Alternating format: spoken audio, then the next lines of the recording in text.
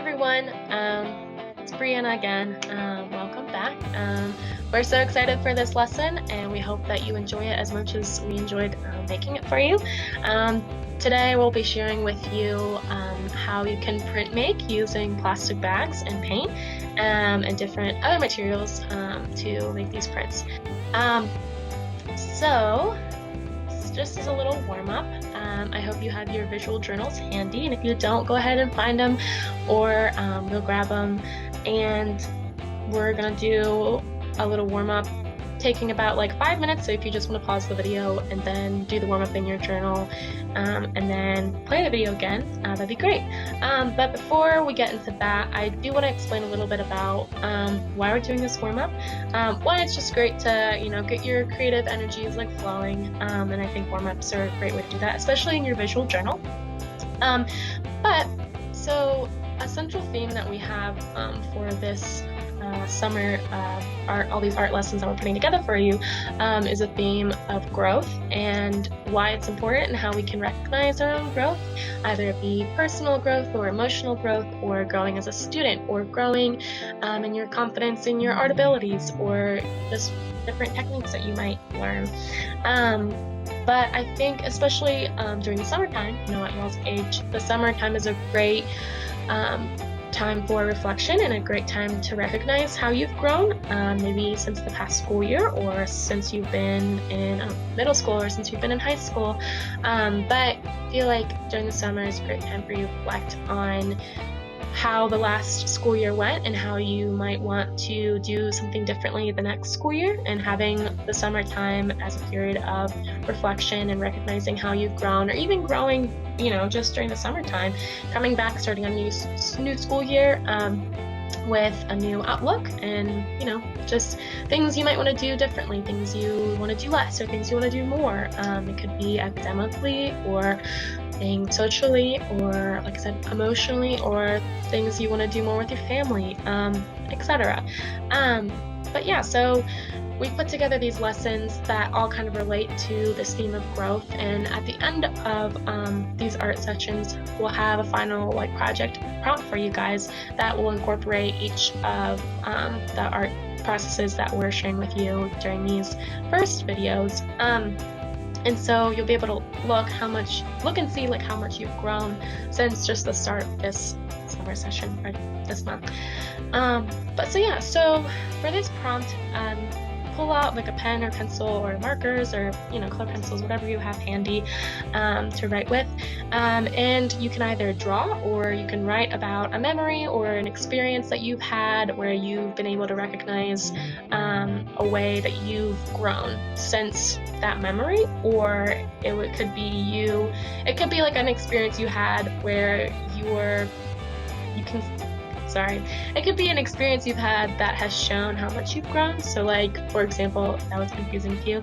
I used to struggle with interrupting people. I would always just think oh, I'm just gonna forget what I'm gonna say, or I need to say this now, but it is disrespectful, and I've grown so much in recognizing how important it is just to listen sometimes. And even though you might have something to say, what someone else is saying to you, then it might be more important might be more important than your own thoughts, I guess. But yeah, so I might write or draw about how I felt in an experience I hold, showing how much I've grown in interrupting people less, I guess. So I hope that makes sense. So if you just want to pause the video, take about 5 minutes to do this warm-up, that'd be great. Alright, cool. I hope that you enjoyed that warm-up. But just as a kind of overview of the lesson, like I said, we're going to be printmaking with plastic bags and putting paint on plastic bags, and either using paintbrushes or yarn or Q-tips to manipulate the paint on the plastic bag, and then put paper on it and rub the paper on it, and then you're going to be creating different prints. And you can do this multiple times, as many times as you want. It's honestly really fun and enjoyable, and you don't have to make a print or paint something on the plastic bag that looks like something else. Just be expressive with it if you want, and just have fun. So after this, Lily's going to share with you a little bit more about printmaking, and there are so many different ways to printmake. There's so many. So Lily's going to share a little bit about that with y'all. We put together 3 demos for you. Oh, and Hannah wonderfully put together a color mixing video because we are going to be working with paint. I'm sure a lot of you know how to mix paint already, but just as, cool, fun, like, yo, mixing paint, this will be great. And then Hannah's also going to share a closing video with you guys and how to, what to do next, now that we've created these prints, how can we move forward from this? So the materials that you need, well, you can all find in the bag that in the bag that you received. But also feel free to get as creative as you want in using any materials that you may have around the house or materials that you can find that you might want to use when making your prints. Get as creative as you want. The more creative you can get, the better. And then lastly, just want to talk a little bit about planning and why it's so important to plan before you do not just this project, but any art project or a project in general. But if you want to use your visual journal as a place to brainstorm ideas for the prints that you're going to be making, it could be what colors you want to use, or it could be the composition that you want to create. If you wanted to make flowers with the paintbrush or using the paintbrush with your paint, brainstorm those ideas there, sketch some ideas. That's all. Brainstorming and planning is always a great thing to do, especially in your visual journal. And then also, last thing, setting up a workspace for this project is pretty important, especially since we're using paint. So you can, do this inside or outside, depending on, if your parent or guardian is cool with you using paint in the house. I know that I've been yelled at before for using paint in the living room by my parents. So just be conscientious of where you're going to be doing this process. And also just make sure you're wearing clothes that you might not truly care if you get paint on. If you accidentally, you're making your prints and oops, you've swiped your hand on your waist and you're wearing your favorite pair of jeans, that's not going to be the greatest feeling, I guess. So yeah, but next Lily's going to share a little bit about printmaking with you guys, and I hope you enjoy the rest of the video. Bye! Hi everyone, I hope you enjoyed our last lesson on making our own visual journals. Today, as Brianna probably already told you, we're making some printmaking using a mono printing technique. So before I get into the history and some artists to consider for this week, I wanted to briefly run over the 5 different types of printmaking that there are. Today we're going to be doing mono printing, or monotype printing. And mono means one, so that's essentially saying that each print that you make is unique, so you can't recreate it. Whereas with the other types of printmaking, you can repeat the process and make multiple different editions or multiple different types of the same print. So the other 4 types of printmaking are intaglio printmaking, which is where the image is printed from a design that has been incised or etched into the surface of the plate. So sometimes this plate is copper, or sometimes it can be plexiglass, which is what I have used. So you can scratch into the plexiglass and then you roll the printmaking ink on it, put your paper on it, put it through the press, and in a sense, this type of print, the ink lies below the surface of the plate, so it gets in where that etching is, and it's transferred to the paper using a printmaking press again.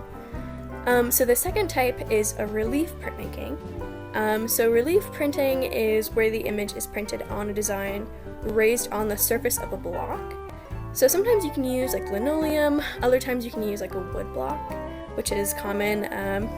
So what you do is you carve away at the sections of the printing block where you don't want it to appear on the design, and then you roll ink on top of that surface. And each time you add an additional color on top of your print, you carve away another area. So I'll show a little image on the screen there, but you can see where the artist has carved away different sections, which really reveals the picture. So the third type is called lithography, And this one is a little bit tricky. I myself find this one kind of difficult, but it's a method of printmaking in which a piece of stone or metal, and in the case that I've used, it wasn't stone or metal, but it is specially treated so that the printmaking ink, which is kind of an oil-based ink, it transfers to the paper, but it doesn't go all over. So it uses the idea that oil and water don't mix. So what you do is you kind of wipe the surface with water and you roll your brayer, it's a big brayer, on top of the surface, and then you put it through the press with your paper on top. So the one that we're going to be doing today, like I said before, is a monotype printing or monoprinting. And there are a lot of different techniques for monoprinting. Today, instead of using like a plastic plate where the ink or the paint is directly applied, we're going to be using something, because you can do it at home, with plastic bags. And I've also seen that you can do this with metal or like metallic or like tinfoil in a sense. But you're going to be applying the ink directly onto that sandwich bag and then pressing it down. So instead of it going through a press like it normally would, we're just going to be pressing it ourselves. So moving on here to the history, monoprinting, the true origins of it are slightly kind of unknown, but we do know some artists that have kind of experimented with it, two of which I wanted to highlight. So the first is Edgar Degas.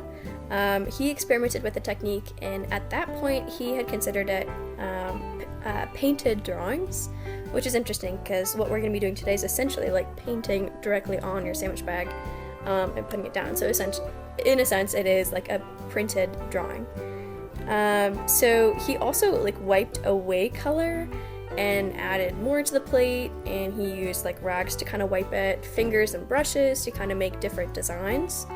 And he also added some like finishing touches, which you're more than welcome to do, with like pastel to enhance the colors. So I wanted to highlight a few different pictures that I had kind of come across from his work, and one of which is the picture of the two figures where their faces are kind of wiped away. So in a sense, in that, what he was doing was painting the figures onto his plate and then wiping away the areas that he didn't want to be seen. Kind of adds this whole kind of extra mystery element, which is really kind of neat. And then another kind of couple images that I really liked were more of his landscapes, and they're a little bit more abstract, so they're not quite like as figurative, but they're very pretty. I love the way that he uses the color, and it's kind of this mysterious landscape, but very ethereal, very pretty. So another artist I wanted to highlight was Pissarro, who is like a prolific printmaker who used like traditional printmaking methods in more of an unorthodox way. So through experimentation again, he kind of happened upon some series of like unique impressions using, like, in a sense, his imperfections, so mistakes, to actually create different effects of light and texture. So I put a picture here, and you can kind of see in like the bottom area where the grass is, where he kind of wiped away certain areas to kind of create this like grass. So he's able to kind of bring light to the picture by removing part of like the black ink. So printmaking had finally kind of acquired a different status as a result of the creative and spontaneous use of the media, like Degas and Pissarro used. So some other images that I wanted to kind of highlight, I had just kind of been looking online, both on like Pinterest, like Hannah did last week, then also on Google. And there were some ones that I wanted to highlight, and one of which had used tinfoil, like I had said before, and just making a simple circle, but using the like colors to your advantage, and then printing it right directly on it. So this is something that you can kind of do today, exactly like that. Another one that I thought was interesting was the use of this like mesh piece. So you can, in a sense, use stencils to block out areas in your plate, or in this case, your plastic bag. So the areas where the ink won't show up on the paper.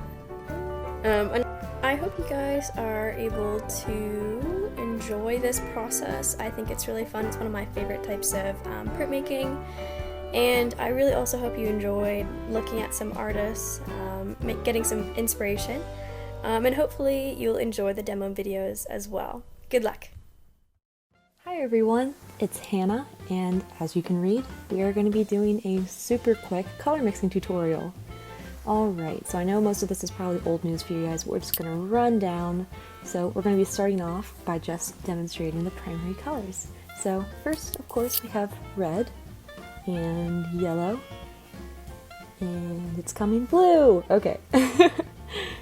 Alright, so these are our three main primary colors, red, yellow, and blue. And in order to be able to make tints and shades, which we'll talk about a little bit later, we need some white, and we need some black. There it goes. Alright. Woohoo! Cool. So what we're going to be talking about now are making tertiary colors, which are the colors you mix with primary colors with in order to get this color. That sounds confusing, but I promise it's not. So here we have yellow and red, and I'm just going to go ahead and whack that together. And as you can probably start to tell, this is starting to make orange. It's a really red orange though, so I think I'm going to add a little bit of yellow. Yeah, we're going to do that.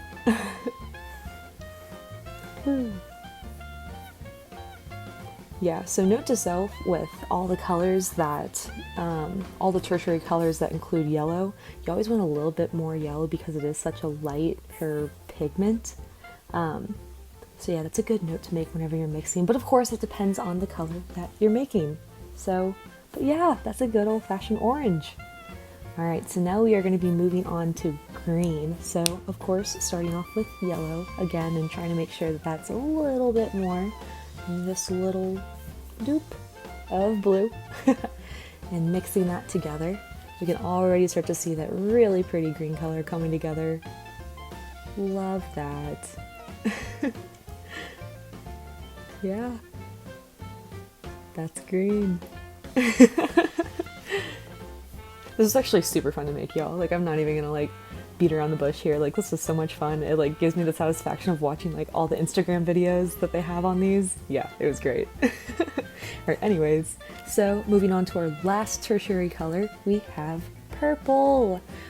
And so I always like, personally, my purples a little bit more with red tones, so I always try to use a little bit more red than blue, which I kind of did here. But, so red and blue make purple. And here it goes.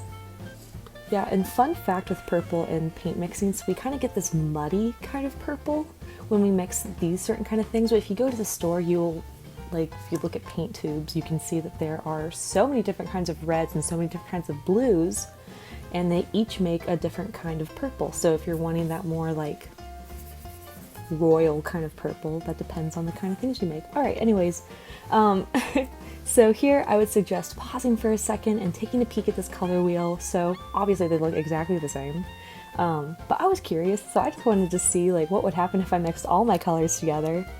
And I could have actually probably already told you that without mixing, but if you mix all the colors together, it makes a very pretty, decadent, brownish color. It turned out a little bit more olivey because I think that my blue and green were really strong, but either way. But yeah, fun fact, and if you were talking about light and combining all the colors together, it actually makes white, which that's kind of interesting. But yeah, so smiles all around. And then moving into our very, very last bit that I'll talk about today, we're going to be doing tints and shades. So a tint is when you mix a color with white, and a shade is when you mix a color with black. So here I am starting off with this tint, and I honestly love the color green, y'all. Like, this is definitely my favorite color, especially like honestly tints and shades of green, but not like actually green itself. I don't know, is that weird? Probably. But so here we got some nice little mint going on, spring green, and there was a lot of black in this. Same thing with, or opposite, I guess, with black that you do with yellow. You want to use as little black as you can, and I didn't quite heed my own advice here, but I promise, like, this actually came out a really pretty color. It's just hard to see on camera. It was like this really deep, velvety, like emerald color, but it looks black. And then, of course, I was curious again, so I wanted to mix them both together and see, like, what would happen. And here we go. Woo! Yeah, so this actually turned out to be, like, literally the color of my living room at home. Like this, like, mossy kind of sage green, but honestly, I love it. I thought it was great. But, yeah. So, that kind of wraps up my color mixing tutorial. I hope it was somewhat helpful and not beating a dead horse, but either way, I'll catch you guys in the demos. Bye!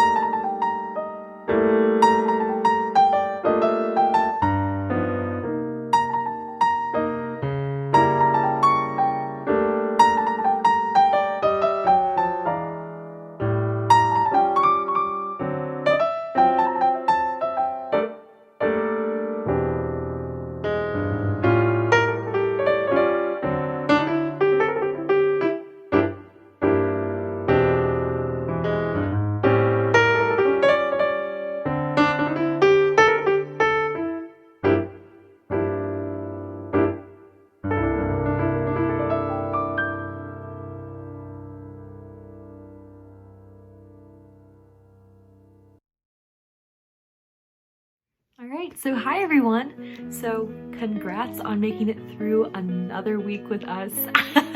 So a couple of things. So I guess kind of prompting you guys, why did we want you to do this specific lesson this week? Like why prints? Like why is that a skill that you need? And I guess like a few hopes that we had for you guys this week. And first thing is that you guys had fun. I know I definitely did through my little chinchilla radish guys. Of course we hope that you guys have as much fun as we do, like making these lessons. And I guess kind of leading into my next point, I think it's fun to kind of take a break from art as exclusively drawing and painting. While this week definitely did have paint involved, it wasn't all there was to it. Like there's more that you learn through printing than you would just through drawing and painting, and there's so much more to art than just those two things. And I feel like so often that's what we see as art and exclusively art. And so of course printing and all the other things that we'll be showing you guys, even your books from last week, of course, are art. And I hope that it's fun and that it's also just nice to be able to expose you guys to a few more things than maybe what you have been exposed to in the past. And I guess like another thing about printing is that it is so stinking easy to just like have to draw one thing once, and then you are able to print it over and over and over as many times as you want. It is such an awesome skill just to know how to do, and there are so many different ways on how to do it rather than what we just showed you this week. So again, as always, I highly suggest that you guys go online and look at a few other tutorials and other people and how they do it. There's so many other ways than what we just showed you guys. And so I guess just kind of to wrap everything up for this week, I would love for you guys, after you have created your prints and the outcomes, you guys are like, woohoo, I'm done. Not quite. I would love for you guys to go into your visual journals and just kind of reflect on what this process was like for you guys this week. Like, did you enjoy it? Like, can you see yourself using this process in the future? And like, reflecting on your print itself, like, is there anything you wish you could change about it? And if you do, how would you go about doing it? That kind of wraps up our thing for this week, you guys. I hope it was so much fun, as always, and we'll catch you guys next week. Bye!